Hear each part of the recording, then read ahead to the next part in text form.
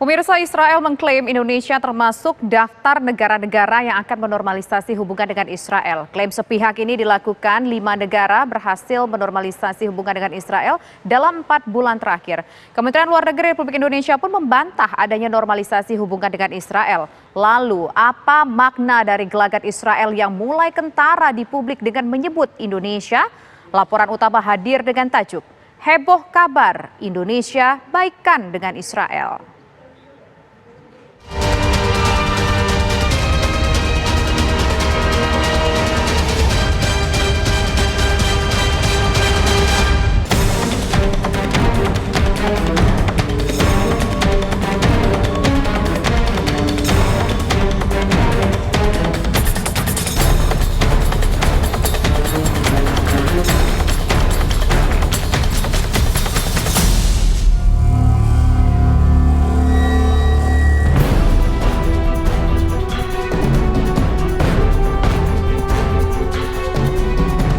Ruang publik dikejutkan dengan adanya kabar berhembus tentang normalisasi hubungan Indonesia-Israel.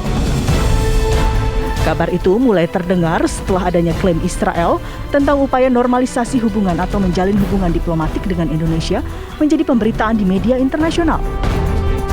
Menteri Intelijen Israel, Eli Cohen, mengklaim Indonesia termasuk daftar negara-negara yang akan menormalisasi hubungan dengan Israel.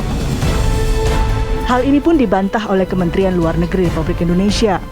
Juru bicara Kementerian Luar Negeri, Tengku Faizasah, menegaskan tidak pernah ada hubungan antara Indonesia dan Israel. Kementerian Luar Negeri tidak pernah berhubungan dengan pihak Israel dalam menjalankan politik luar negeri maupun diplomasi atas konflik Israel-Palestina dan atas isu Palestina itu sendiri. Kementerian Luar Negeri senantiasa berpegang pada amanah konstitusi. Sebelumnya, isu hubungan Indonesia-Israel ini juga sempat hangat di akhir November 2020 lalu saat Kemenkumham membuka calling visa untuk beberapa negara, salah satunya Israel.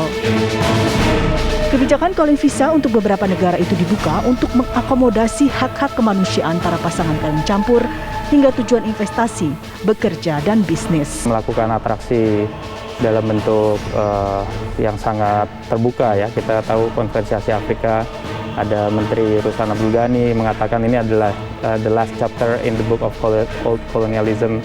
Bahkan dia sebutkan ini adalah bagian terburuk dan tergelap dalam sejarah manusia. Jadi memang itu satu hal yang sangat konsisten dilihat dari tones yang dikirimkan oleh misalnya Bu Menlu sebagai wakil presiden, artinya pembantu presiden dalam hal kebijakan luar negeri, bahwa kebijakan tentang perjuangan kemerdekaan Palestina itu berada dalam jantung dan hati rakyat dan pemerintah Indonesia. Jadi sebenarnya dari sisi kebijakan luar negeri itu berlangsung secara konsisten.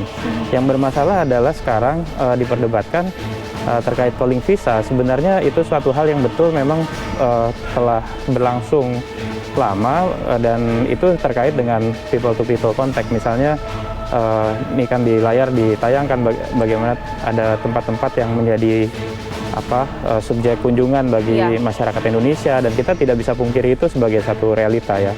Kita ada kunjungan yang sebenarnya secara mobilitas manusia orang Indonesia kayak ke Israel, katakanlah kita sebut misalnya wilayah yang disebut dengan Al-Quds, Yerusalem Timur, itu kan sekarang di bawah otoritas atau pengelolaannya, perizinannya melalui Yordan, lalu kemudian ke sana itu lebih mudah daripada orang Israel ke Indonesia.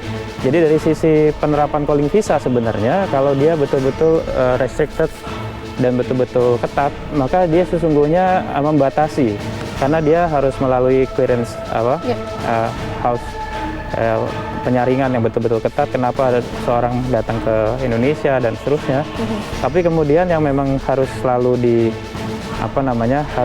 diantisipasi atau dikaji adalah apakah memang kebijakan tentang opsi membuka atau melanjutkan tidak adanya hubungan diplomatik Indonesia-Israel ini menjadi opsi yang sangat prioritas bagi Indonesia. Apakah ini sangat prioritas sehingga harus diwacanakan? Sementara kita tahu ada tema tentang Indo-Pasifik yang lebih prioritas bagi kita.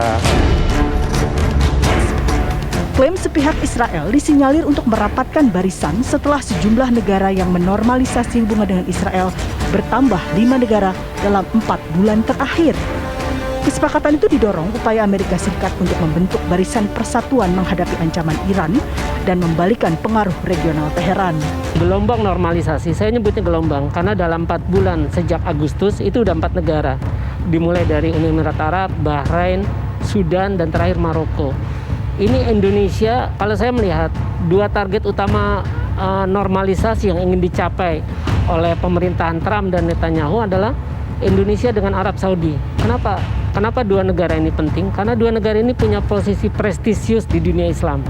Pertama Arab Saudi sebagai kiblat umat Islam, yang kedua adalah Indonesia.